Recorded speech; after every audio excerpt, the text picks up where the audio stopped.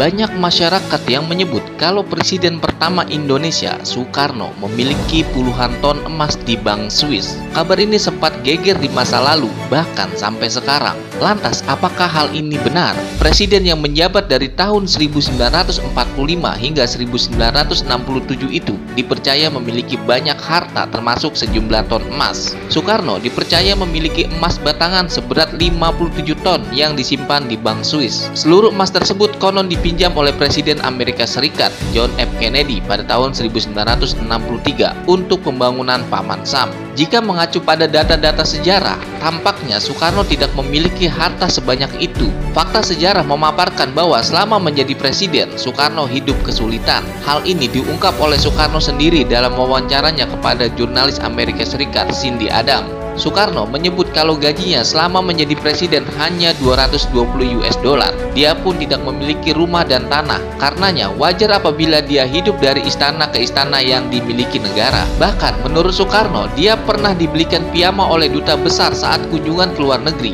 Duta besar itu merasa kasihan karena Soekarno memakai baju tidur yang sudah sobek. Adakah kepala negara yang melarat seperti aku dan sering meminjam-minjam dari ajudannya? Kata Soekarno kepada Cindy Adams dalam Bung Karno, penyambung lidah rakyat Indonesia tahun 1964. Masih mengutip wawancara dengan Cindy Adams, saking miskinnya Soekarno bahkan pernah hampir diberi gedung secara patungan oleh rakyat. Namun dia menolak dengan alasan tidak ingin merepotkan. Sementara itu putra pertama Soekarno, Guntur Soekarno Putra, membenarkan pernyataan ayahnya tersebut. Dalam kolom opini di media Indonesia yang diterbitkan pada tanggal 26 September tahun 2020, Guntur menyebut jika Soekarno sejak sebelum sampai jadi presiden kantongnya selalu tipis. Ia juga menyebutkan tidak heran kalau ayahnya kerap meminjam uang kepada sahabatnya sejak zaman pergerakan, salah satunya Agus Muksin Dasar. Sebagai presiden, Bung Karno adalah presiden yang paling miskin di dunia ini. Ia tidak punya tanah, tidak punya rumah, apalagi logam-logam mulia seperti yang digembar-gemborkan orang selama ini, kata Guntur. Sementara itu, sejarawan Indonesia Ong Hok Ham juga membantah rumor harta segunung Soekarno. Lewat tulisan Kuasa dan Negara tahun 1983, Ong mematahkan cerita itu dan memberi fakta sejarah sesungguhnya. Salah satunya terkait cerita Soekarno mewarisi kekayaan kerajaan Mataram Islam. Kata Ong, tidak mungkin ada seseorang mewarisi harta dari kerajaan kuno,